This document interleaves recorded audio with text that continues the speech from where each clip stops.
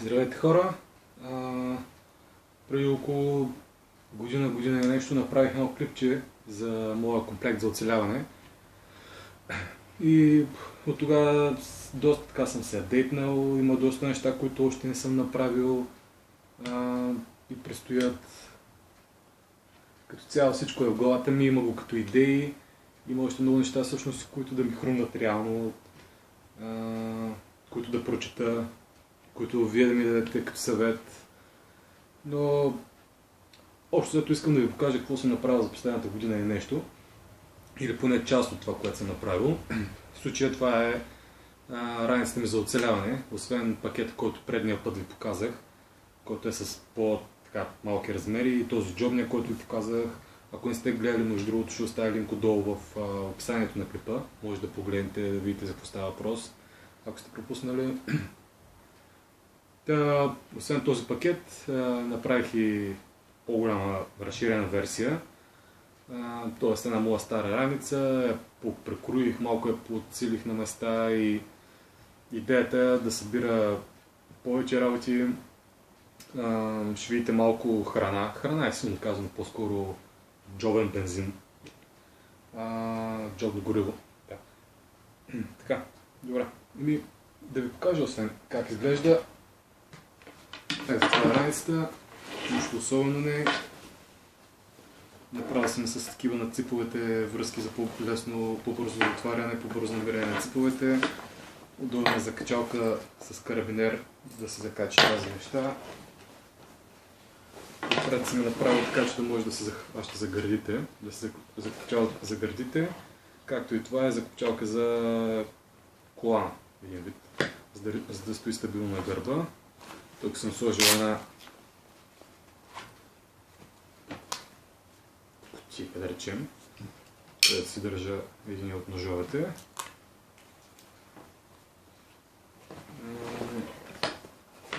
От долната страна интересното, което съм направил, е тези презрамки, на които се закача всъщност раница,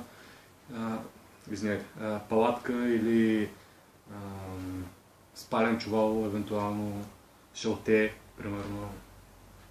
Затова съм ги направил тях, но в момента палатката ми не е тук, затова не мога да ви покажа как стои реално отдолу, но става, пробвал съм я.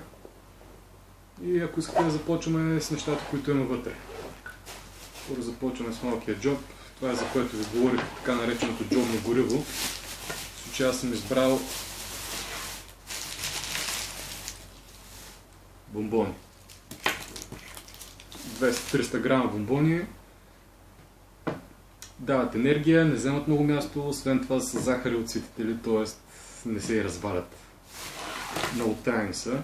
Естествено, от време на време ги сменям, като се преда си хапвам и след това си купувам нови след време, за да не се задържат особено много. Имаме мокри кърпички, 2 пакетчета. Имаме кукички, пика с кукички. Свирка, още една, като от пакета за оцеляване. Още една лупичка, която специално стои тук. Може да видите и нея. Тя също се точно като тя от пакета за оцеляване, взех си още една. Тая е с елегантна кутийка. Така. Имаме тампон. Сега ще свърши някаква работа. Не взема никакво място. Попива, лесна е за разпалване. Това е горивото на китайските фенери, те летящите. Така изглежда то. Стига за някъде около 10-15 минути горене. Добре гори. Има си така трубичка. Хареса ми, пребрах, защото не е голямо. Общо взето идеята на всичките неща, които събирам за оцеляването, е да са едва ли не с подръчни средства, с неща, които лесно се намират, с ефтини неща. Не влагам прекалено голяма част от енергията, от времето си и от финансите си най-вече в това нещо. По-скоро го правя, между другото, без да влагам много средства, защото това са неща, които се надявам да не използвам никога. Просто е добре да ги имам. Добре, продължаваме нататък. Имам... Това са две нагънати торби за смет.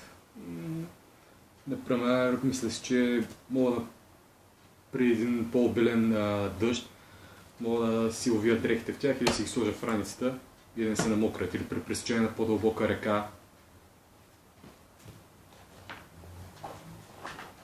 Имам фенерче с акумулаторно фенерче, което се зарежда така по този начин. За сега още не мога да кажа дали е много ефективно и функционално този тип зареждане, тъй като го ползвам отскоро, но в следващото видео ще ви кажа мнение по-сериозно. Така, това е нещо, което сам си измислих.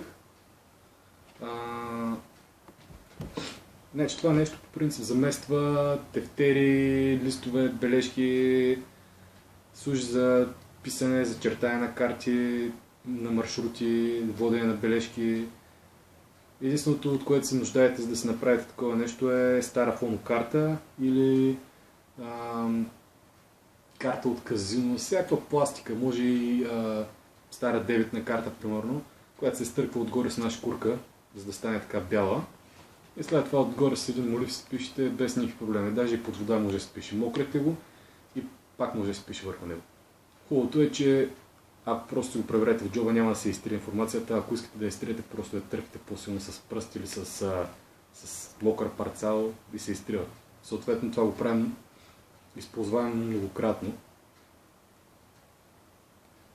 Мисля да си взема още една, да ги прикрепа двете една на друга, да имам две. Така. Продължаваме натам.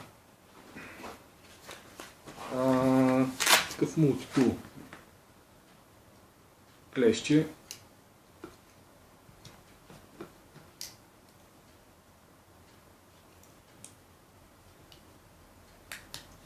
Също си имат лампичка.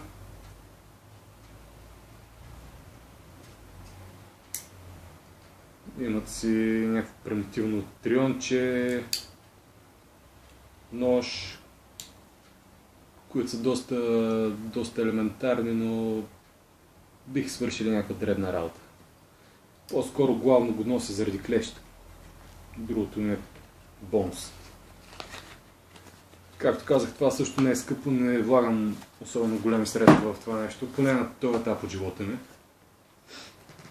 Така. Вътре в раницата имаме лента. Значи, не съм сигурен точно за какво се използва тази лента по предназначение като цяло, но съм виждал как с двойна така дърпат кола. Закъсала кола, издържа, много е здрава. Има някъде около 4-5 метра, може би, от нея, на това руло.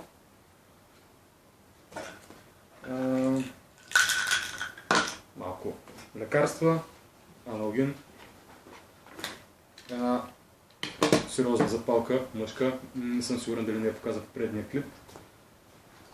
Ако не съм, ето сега показвам.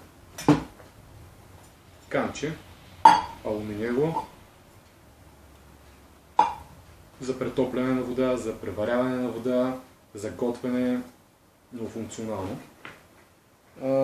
Това е всъщност стария ми комплект за оцеляване, който може да видите в линка, който ще оставя отдолу.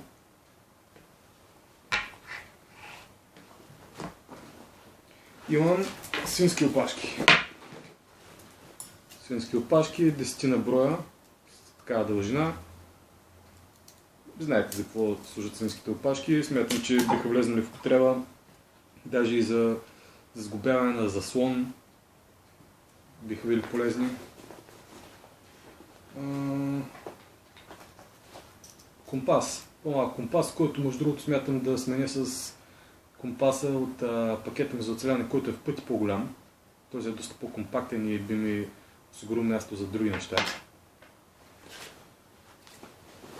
Ето това е нещо, за което искам да благодаря на един приятел, военен, който ми подари манерката си, за което много благодаря. защото съд за вода е нещо, без което не може. Значи, трите неща, без които са най-важни за оцеляването, са нож, нещо за запалене на огън, кибрид, запалка, без значение и съд за вода. Продължаваме. Имам един препарат за дезинфекциращ, антибактериален.